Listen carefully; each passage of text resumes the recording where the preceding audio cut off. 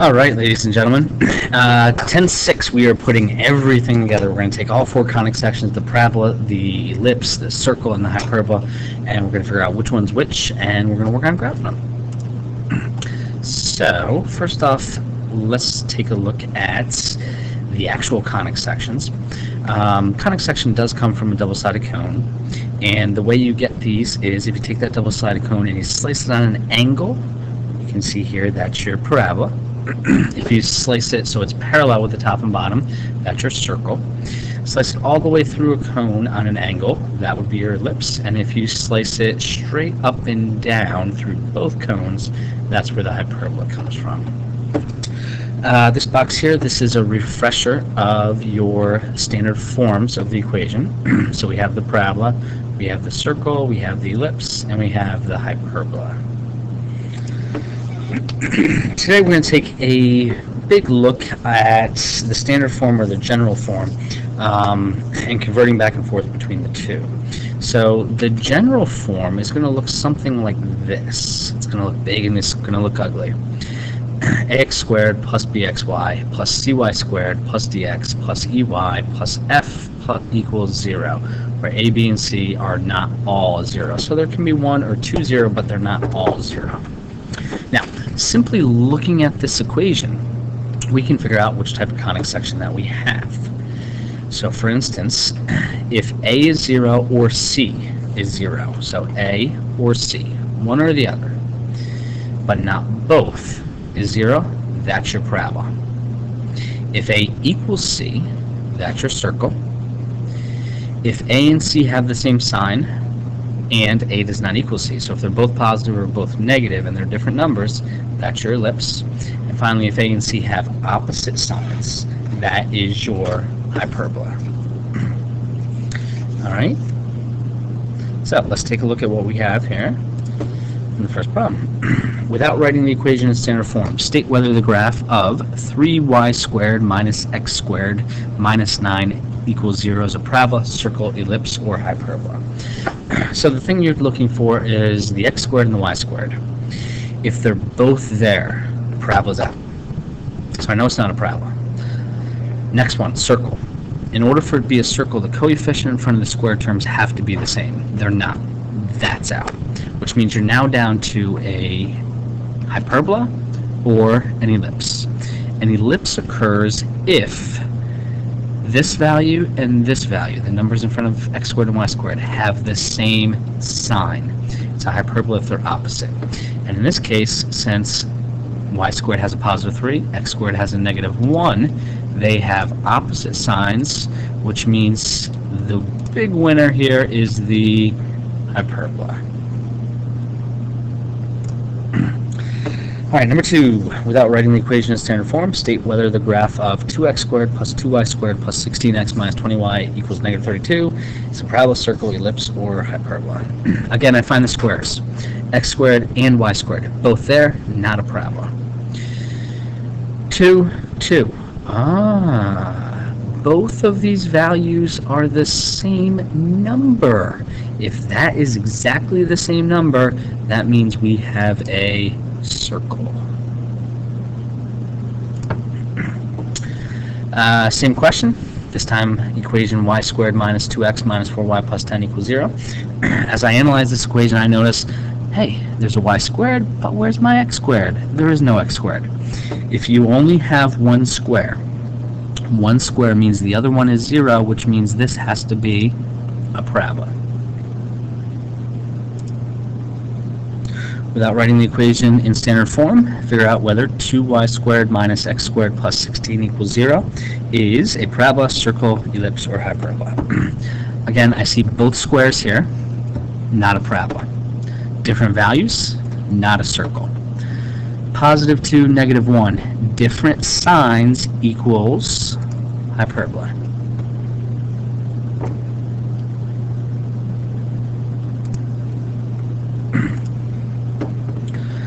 Same question, 3x squared plus y squared plus 15x minus 21y equals negative 11.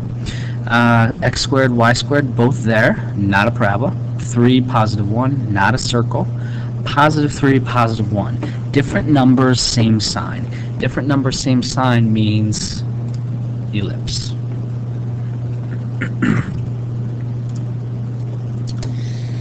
Alright, now here's the tough part.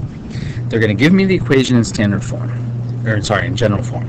They now want me to write this in standard form and figure out whether it is a parabola, circle, ellipse, hyperbola, and graph the given equation. So let me pull up some graph paper first off.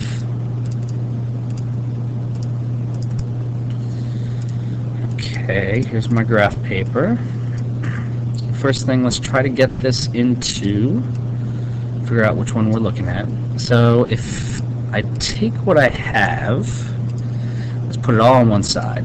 2x squared plus y squared minus 18 equals 0. Now, why did I put it all on one side? Well, I put it all on one side so I can look at the x squared and the y squared together.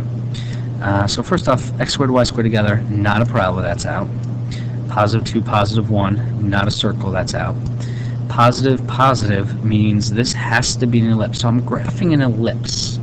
Once I know what it looks like, now I can put it in the form that I like. And the form that I like is when x squared and y squared are on the same side, and it's equal to 1. So let's add the 18 to the other side. And now I can divide by 18. And when I divide by 18, this gives me x squared over 9 plus y squared over 18 equal to 1. Once it's in this nice standard form that I like, now I can get all my given information. X squared, y squared means center is at 0, 0.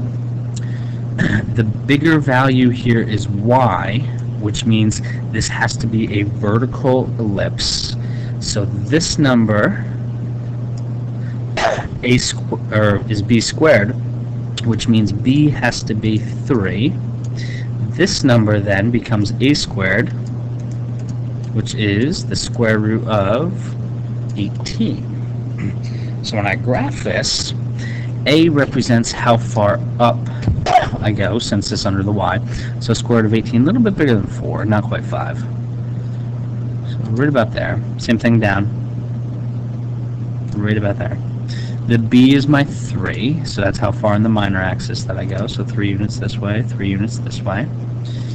And the one extra thing that I need c, the foci. And remember, c squared we find by taking a squared minus b squared.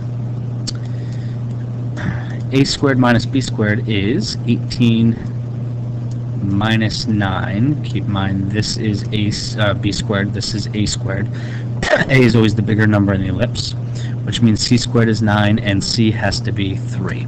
So the foci are located 3 units away from your center. There and there. And I can now draw my ellipse. Get out my handy dandy ellipse tool.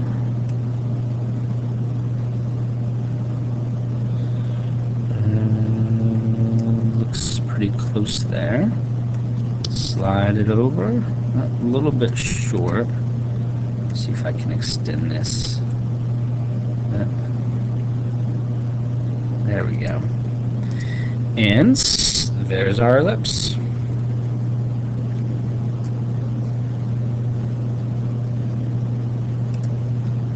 Alright, let's give one more of these a try. X squared plus y squared minus 6x minus 7 equals 0. I want to try to figure out what this is.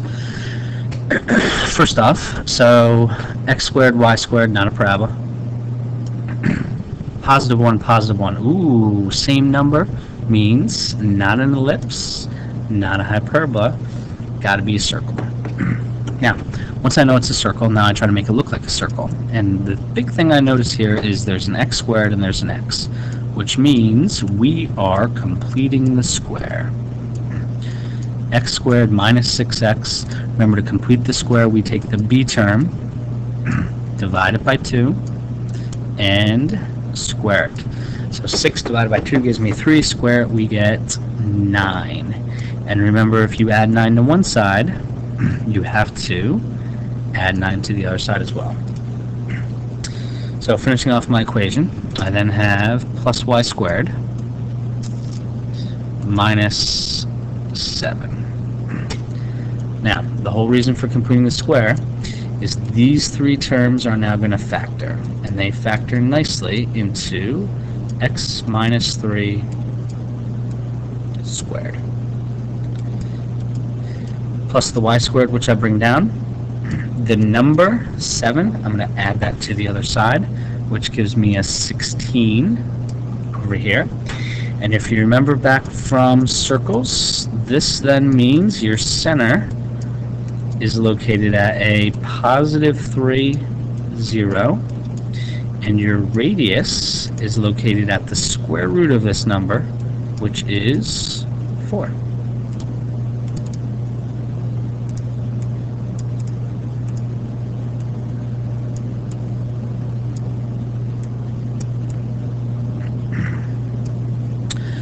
So, if we draw our circle, we're going to start at 3, 0, which would be here. And radius of 4 means I'll go up 4, I'll go left 4, I'll go down 4, and I'll go right 4. And from there,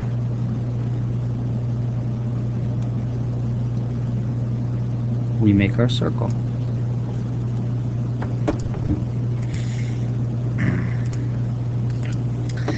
And that is conic sections. Have a good night. We'll see you tomorrow during class.